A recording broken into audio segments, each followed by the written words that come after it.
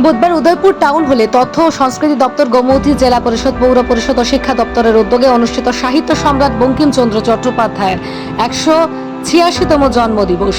উপস্থিত ছিলেন উদয়পুর পৌর পরিষদের চেয়ারম্যান শীতল মজুমদার, তথ্য ও সংস্কৃতি দপ্তরের আধিকারিক সুমন দাস, শিক্ষা দপ্তরের ও এসডি ঝুমা দেব, মৃদুল দেবরায়, হরেকৃষ্ণ গোস্বামী সহ অন্যান্যরা। উপস্থিত অতিথিরা বক্তব্য রাখতে গিয়ে সাহিত্য সম্রাট বঙ্কিমচন্দ্র চট্টোপাধ্যায়ের জীবনী একে একে তুলে ধরেন।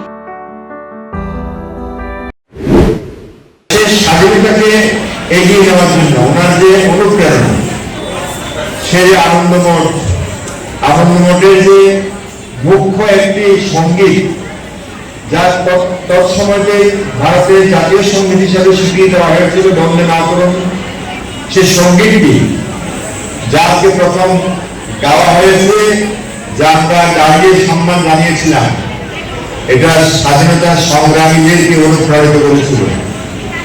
দেশাত্মবোধ এবং সমাজকে এগিয়ে নেওয়ার জন্য ওনার যে চেষ্টা ছিল, সেই চেষ্টাতে আমরা যা দেখেছি, ওনার সমস্ত লেখার মাধ্যমে উনি তুলে ধরেছেন। অনেক উপন্যাস লিখেছেন। সেই উপন্যাসগুলি আমরা একটু একটু পড়ব। আমাদের বঙ্কিম সাহিত্য সমগ্র রয়েছে, সেখানে তোমরা পেয়ে যাবে।